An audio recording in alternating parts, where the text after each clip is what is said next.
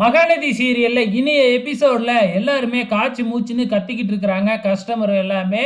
இதனால காவேரி கத்த ஆரம்பிக்கிறாங்க. உடனே காவேரிக்கு வயித்து வலி ஏற்படுறதுனால எல்லாருமே அமைதியாயிடுறாங்க.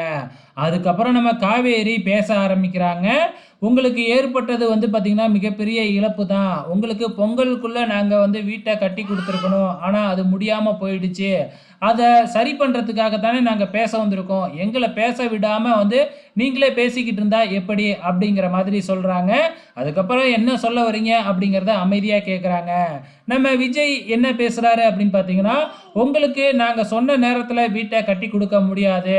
ஒரு 6 மாசம் எக்ஸ்ட்ரா ஆகும் அப்படின்னு சொன்ன உடனே மறுபடியும் எல்லாருமே காச்சு மூச்சுன்னு கத்த ஆரம்பிக்கிறாங்க.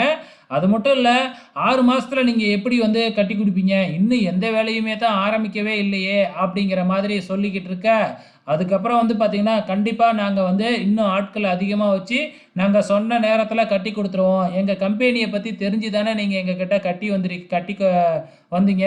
ஸோ, கண்டிப்பா அதே மாதிரி உங்களுக்கு பண்ணி குடுப்போம். அது மட்டும் இல்ல, இந்த 6 மாசத்துக்கு உங்களுக்கு தேவையான இழப்பீடும் நாங்களே குடுக்குறோம். அப்படிங்கிற மாதிரி சொல்லி, எங்கள நம்புங்க அப்படிங்கிற மாதிரி எப்படி எப்படியோ ப்ராமிஸ் பண்ணி, அங்க இருக்கிற கஸ்டமரெல்லாம் ஒத்துக்க வச்சுட்டாங்க. இந்த பக்கம் பார்த்தீங்கன்னா, நம்ம சாரதா நம்மளால தானே இங்க மாப்பிள்ளைக்கும், காவேரிக்கும் பிரச்சனை அப்படிங்கிற மாதிரி ரொம்ப சோகமா உட்காந்துருக்கிறாங்க.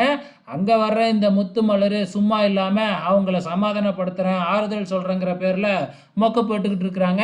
இந்த நேரத்துல சாரதா கோவப்படாம தான் அவங்க கிட்ட பேசிக்கிட்டு இருக்கிறாங்க.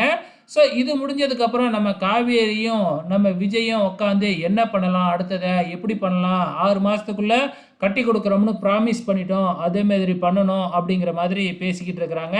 தனக்காக காவேரி பேசினதையும் நம்ம விஜய் நினைச்சு பார்த்துக்கிட்டு இருக்கிறாப்ல.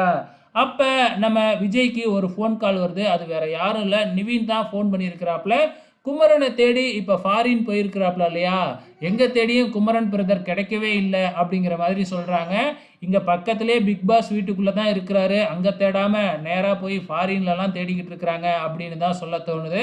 ஸோ இத வச்சு என்ன ஸ்டோரி ரெடி பண்ண போறாங்க அப்படிங்கிறது தெரியல. ஸோ பொறுத்திருந்து பார்க்கலாம். அப்கமிங்ல என்ன நடக்க போகுதுன்னு.